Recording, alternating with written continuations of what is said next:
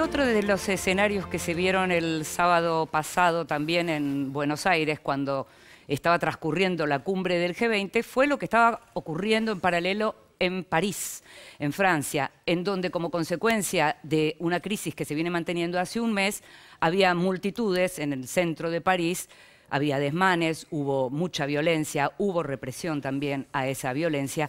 Algo así se espera también para mañana.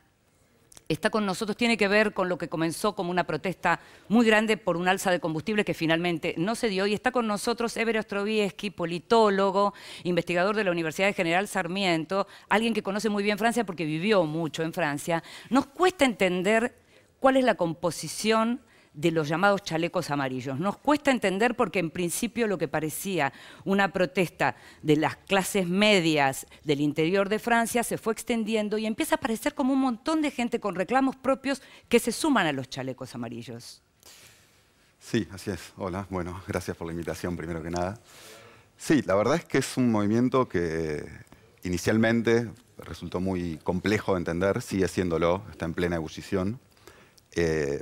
Lo que se puede ir evaluando o lo que va decantando, digamos, en estas últimas semanas, esto ya empezó a mediados de noviembre, ya han pasado unas cuantas semanas, es que efectivamente lo que termina decantando en esta situación es una suerte de composición muy plural de toda la oposición al gobierno de Macron y muy particularmente a la figura de Macron. Sí. La figura de Macron es el blanco de buena parte de las protestas, de las consignas. Su popularidad está más baja que la de Hollande en este momento, Está lo cual muy es baja, muchísimo.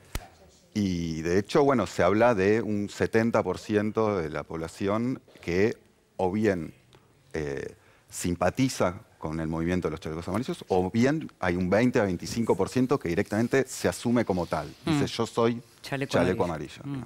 Te invito a que veamos unas placas que nos explican un poco cuál es la situación en este momento en términos de números, en términos de cifras. Es una información que sacamos del New York Times y es una información que tal vez ayuda a entender qué es lo que está pasando. El salario en promedio en Francia es de 1.700 euros. El 20% de los más ricos ganan casi 5 veces más que el 20% más pobre. El 1% más rico representa más del 20% de la riqueza de la economía. La desocupación actual ronda el 9,1%.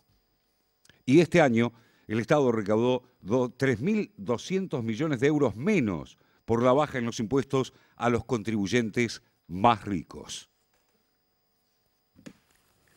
Esto de alguna manera estaría explicando algo que también estamos viendo, esta insatisfacción en general que estamos viendo en toda Europa, en todo el mundo, pero en Europa en particular.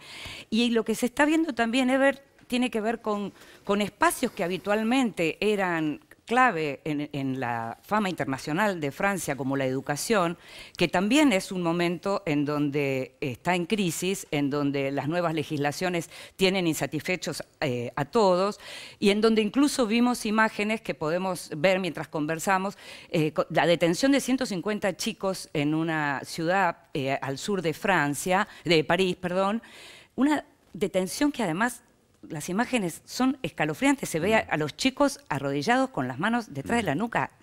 Escalofriante, nunca visto. Sí, bueno, eso tiene que ver un poco con lo que se espera para mañana, ¿no? Quizás ahora podemos volver sobre eso. Yo quisiera, si me permitís, agregarte un par de datos similares o vinculados a los que ustedes exhibían recién. Y que tiene que ver con un punto que me parece que es nodal para empezar a entender de qué se trata este movimiento, o dos cuestiones. Sí. Una es la cuestión de lo que ellos denominan el poder de compra, el poder adquisitivo, digamos nosotros. Bueno, durante el año y medio, un poco más que lleva el gobierno de Macron, aparecieron cifras estos últimos días oficiales. Los sectores, el 20% más pobre, digamos, de la población perdió 4 puntos de poder adquisitivo en lo que lleva de gobierno Macron. El 1% más rico ganó 8 puntos de poder adquisitivo. Y el 0,1% más rico ganó 20 puntos de poder adquisitivo. Eso es una primera muestra, digamos, de lo que rápidamente, en poco más de un año, casi 2, se ve como un fenómeno muy notable y son temas que no estaban circulando dentro de la discusión pública y que esta aparición de sectores sociales que vienen o bien de las periferias en el sentido de periferias urbanas o ciudades más pequeñas o medianas. Sí, una Francia más profunda, ¿no? Sí, y no tan profunda, digamos. Me parece que hay digamos, una manera por ahí rápida de decirlo y que la sintetiza bien, es los franceses a los que les cuesta llegar a fin de mes, que vienen en buena parte de esas ciudades medianas y antiguas ciudades industriales de la periferia, pero también de otros sectores sociales. Hoy, a diferencia del principio del movimiento, el mapa donde se ven las manifestaciones de los chalecos amarillos es muy homogéneo. No es que está exclusivamente en los sectores, por ejemplo, del noreste, las antiguas regiones industriales, que es donde efectivamente comenzó el odio. Homogéneo decís en todo el país. En todo el territorio, en todo el territorio se ve. Bueno, este 70% del que hablábamos antes, que no se moviliza ese 70%. Claro, pero sí apoya. Pero lo hay, y las famosas manifestaciones en las rotondas en las cuales se reúnen en rutas de todo el país. Con respecto a la educación, ahí también me parece que hay un tema que es bastante clave, que tiene que ver, por un lado, con estas restricciones presupuestarias que comienzan a haber, tanto a nivel de la reforma de la escuela secundaria, que parte de las movilizaciones y de las tomas que organizan los estudiantes tienen que ver con eso, y por otro lado, la universidad, no solamente este nuevo proyecto de, digamos, cobrar mayores a los alumnos extranjeros. Exactamente, a los alumnos extranjeros, sino que también hay una restricción presupuestaria muy fuerte para la universidad. Si me dejas agregar un tema en torno a eso, que también es clave, me parece, en torno al sistema educativo, es que el sistema educativo de Francia nosotros tenemos tendencia a verlo muy en paralelo con el nuestro, el sentido de la universidad pública, de ingreso irrestricto, lo cual es cierto, pero también es un sistema educativo a dos velocidades, porque está la universidad pública y lo que ellos denominan las grandes escuelas, que son los lugares de formación de las élites, digamos, de lo que después van a ser las élites estatales o empresariales. Hay un fenómeno que es muy interesante, que es un poco el sector social frente al cual se están levantando en cierta medida estos chalecos amarillos, que es que durante los últimos 30, 35 años, las grandes escuelas que más crecieron y que formaron a buena parte de las élites empresariales y estatales ya no es la Escuela Nacional de Administración, la Escuela de Ciencias Políticas, la Escuela Normal Superior, la que leíamos en la literatura de la primera parte del siglo XX, sino que son las que ellos denominan las escuelas de comercio, las business schools. ¿Sí? Y ahí hay un cambio también de mentalidad, total, de deseo y de inserción de las élites. Esos sectores urbanos son un poco los que están siendo confrontados o los que están siendo criticados por esta Francia más popular, más de clases medias, medias bajas y algunos sectores populares. Ever, una pregunta sobre los últimos presidentes franceses, Sarkozy, Hollande y Macron. Tres presidentes que llegaron al poder con una enorme expectativa y que se fueron casi odiados por una parte importante de la sociedad francesa. Lo que yo hasta donde entiendo no era un fenómeno tan habitual antes. Uno podía decir, te podía gustar más o menos Mitterrand, pero no generaba el nivel de rechazo que están generando estos presidentes. ¿Esto indica que estamos en una crisis de representación más profunda del sistema político francés? Digamos, lo vemos muy rápidamente con Macron, ¿no? Sin duda. Digamos, ese es el corazón de la crisis política, digamos, la crisis de representación, ¿no? Yo creo que hay una serie de cuestiones que son, si bien es un movimiento heterogéneo, que no tiene una organización clara, hay una serie de consignas que empiezan a circular que no estaban presentes ni en el debate público ni en los medios de comunicación y que empiezan a estarlo a partir de este movimiento. Una de las consignas que circula es representación del poder, no es confiscación del poder. Entonces hay sectores que, estos sectores comienzan a reclamar que la idea de representación política ha pasado a traducirse por una relación de confiscación del poder, en la que quien asume el poder no los representa más, no se sienten representados. Ever, y si tuvieras que proyectar lo que está sucediendo hoy y dijéramos, de aquí en adelante los chalecos amarillos o la política en la calle, para decirlo en términos más generales, ¿en qué se expresaría? ¿Esto toma una representación, una expresión política y quién la tomaría? Es muy prematuro. El problema grave al que se asiste hoy es que ya vimos durante la última elección presidencial que los partidos mayoritarios habían caído en desgracia, ahora le toca a Macron. La oposición, tanto de derecha como de izquierda, también está en crisis, de extrema derecha, digamos. El Frente Nacional, lo que ahora se llama Rassemblement Nacional, la reagrupación nacional, está en crisis porque su sector más progresista, el que le adicionaba esa dimensión de ocuparse de lo social, además de esas visiones más fascistoides y de extrema derecha, se escindió. Por lo tanto, ellos quedaron ubicados en un lugar muy similar al que tenían antes de ese giro más preocupado en cierta medida por lo social. Y Francia Insumisa, que es el partido de izquierda que emergió en la última elección, también está pasando por una serie de crisis internas. Hay sectores que, incluso desde los chalecos amarillos mismos, están planteando la posibilidad de conformar algún tipo de representación que se presente en una próxima elección, etcétera, pero es muy prematuro. La situación es de mucha incertidumbre con respecto a lo que va a pasar. Entonces seguramente me vas a contestar en torno a la incertidumbre, porque hay sectores que cada vez más piden la dimisión de Macron y los editorialistas de Europa le están pidiendo a Macron, están definiendo como la hora de Macron, el momento en que él debe adoptar una política de cambio y fuerte. ¿Cuál sería para vos la respuesta que tiene que dar el presidente?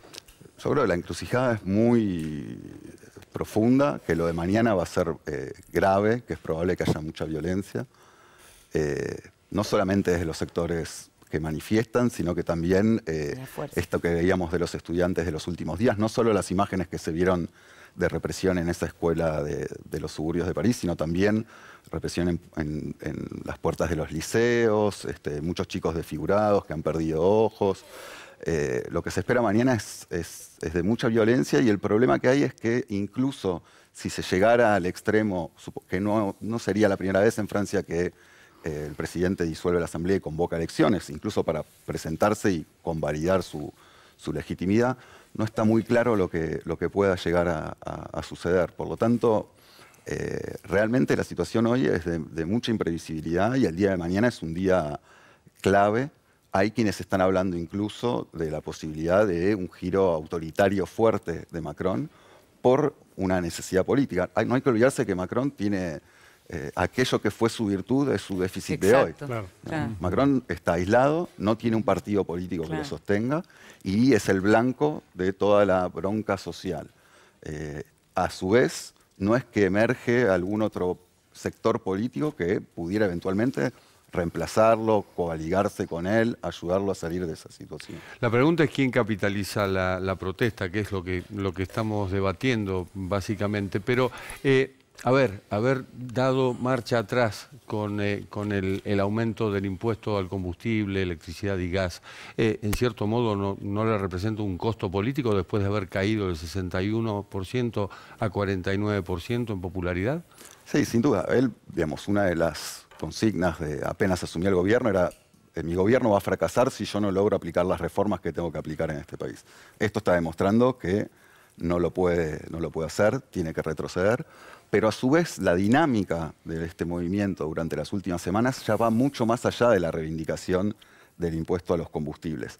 Hay un tema que es clave y que también me parece que va a estar en el centro de las discusiones que van a venir, que tiene que ver con la cuestión impositiva. El centro de la cuestión hoy es la organización del sistema impositivo y cosas evidentes como por ejemplo que la cifra por la cual se iba a recaudar a partir de este impuesto a los combustibles, al gasoil sobre todo, con el cual tuvo que dar marcha atrás, es casi idéntica a la que él suprimió a partir del impuesto a las grandes fortunas, ¿sí? Entonces aparece muy claro para cualquiera que parte de su sufrimiento social, de la violencia social, de los problemas socioeconómicos, están vinculados a los que los chalecos amarillos dicen las operaciones Hood Robin de Macron.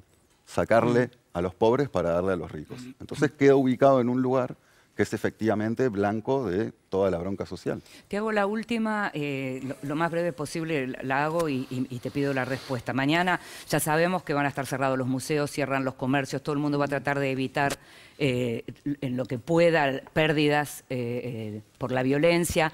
Los propios periodistas van cubiertos como si fueran realmente a la guerra. La pregunta es si en este momento, como están las cosas, vos sentís que la clase política en Francia está a la altura de las circunstancias. No, y es lo que te decía hace un momento. A mí me parece que el sistema político tal cual como existe hoy no tiene salida frente a esta situación.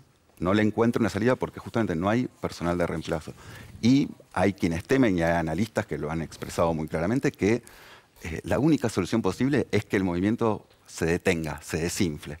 Pero no se desinfla y permanentemente dicen nosotros vamos a volver con nuestras reivindicaciones, etcétera. ¿Cuál sería la manera para que se desinfle lo antes posible? Bueno, que se genere una situación de violencia muy importante que termine quitando potencia a ese movimiento y que se retiren. Por lo tanto, hay quienes hablan también de que hay una cierta intención de que efectivamente lo de mañana sea problemático. Hoy salió un documento de las fuerzas policiales francesas anunciando cómo iban a preparar la manifestación de mañana y hablan de liberar ciertas capacidades represivas que no tenían hasta el momento. Es que se conocieron planes incluso de entrar al Elíseo mañana. Sí, son consignas que circulan, efectivamente, pero también... bueno, hay quienes denuncian, se ha visto también lo que sucedió en el Arco del Triunfo durante la última manifestación, etc. Hay una frase que está muy presente estos días también, que